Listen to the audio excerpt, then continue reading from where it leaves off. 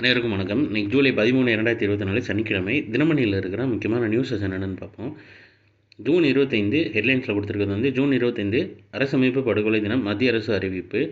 அதாவது நாட்டில் கடந்த 1975 ஜூன் 25ஆம் தேதி அப்போதைய பிரதமர் இந்திரா காந்தியால் பிரகடனப்படுத்தப்பட்ட அவசர நிலையை நினைவு கூறும் வகையில் ஒவ்வொரு ஆண்டும் ஜூன் 25ஆம் தேதி அரசமைப்பு படுகொலை தினமாக அனுசரிக்கப்படும் என்று மத்திய அரசு வெள்ளிக்கிழமை அறிவித்தது. அதுக்கு இந்த பக்கம் வந்து காங்கிரஸ் சைட்லேருந்து கண்டனம் தெரிவிச்சிருக்காங்க.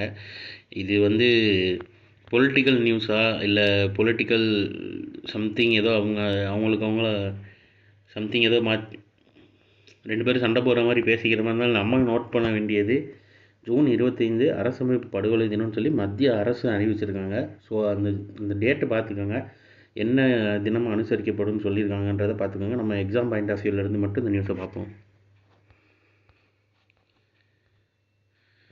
அடுத்ததாக சென்னை துறைமுகத்துக்கு வந்த சுற்றுலா சொகுசு கப்பல் MV எம்ப்ரஸ். கொச்சியிலிருந்து சென்னை வழியாக இலங்கையில் திருகோணமலை செல்லும் சுற்றுலா பயணிகள் சொகுசு கப்பல் MV எம்ப்ரஸ் சென்னை துறைமுகத்துக்கு வெள்ளிக்கிழமை வந்தடைந்து தெரிவிச்சிருக்காங்க.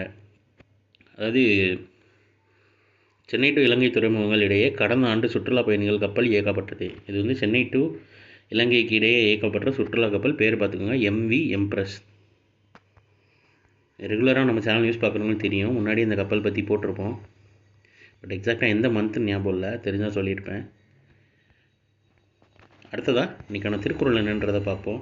நாள்தோறும் நாடுக மன்னன் வினை செய்வான் கோடாமை கோடாது உலகு. தொழில் செய்கின்றவன் கோணாதிருக்கும் வரையில் உலகம் கெடாது. ஆகையால் மன்னன் நாள்தோறும் அவனுடைய நிலைமையை ஆராய வேண்டும் அப்படின்னு தெரிந்து வினையாடல் அப்படின்ற அதிகாரத்தில் திருவள்ளுவர் சொல்லியிருக்காரு.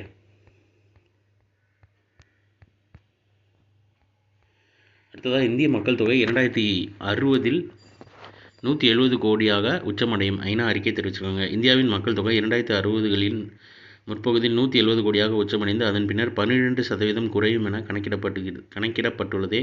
ஆனால் இந்த நூற்றாண்டு முழுவதும் உலகின் அதிக மக்கள் தொகை கொண்ட நாடாக இந்தியா திகழும் என ஐநா அறிக்கையில் தெரிவிக்கப்பட்டுள்ளது. முதல் இடத்தில் இந்தியா தொடரும். அப்புறம் உச்சம் பெறும் உலக மக்கள் தொகைன்னு போட்டி ஃபுல்லாக ஒரு ஆர்டிக்கல் கொடுத்துருக்காங்க. சரிவை சந்திக்கும் சீன மக்கள் தொகை, அப்புறம் எல்லாமே கொடுத்துருக்காங்க. மெயின்ஸுக்கு நோட்ஸ் எடுக்கிறவங்களுக்கு மேபி இது யூஸ்ஃபுல்லாக இருக்கலாம். வேர்ல்டு ரிலேட்டடான நியூஸில் இந்தியாவோட பாப்புலேஷன் எப்படி இருக்குது, என்னவாக இருக்குது, ஆனால் 2060 இது பண்ணி ஐநா கொடுத்த அறிக்கை சம்மந்தமாக நீங்கள் நோட்ஸ் எடுத்து வச்சுக்கலாம். அந்த மாதிரி கரண்ட் அஃபேரோட ரிலேட் பண்ணி எழுதுகிறப்போ இன்னும் யூஸ்ஃபுல்லாக இருக்கும். ஸோ இன்றைக்கான இம்பார்ட்டன்ட் நியூஸஸ் அவ்வளோதான். இது ஒரு ஷார்ட்டர் வேர்ஷனாக ஒன்றும் கரண்ட் அஃபேர் நம்ம சேனலில் இருக்குது, வேணும்னு அதை யூட்டிலைஸ் பண்ணிக்கோங்க. ஸோ மேலும் இன்னும் நியூஸில் சந்திப்போம். தேங்க்யூ.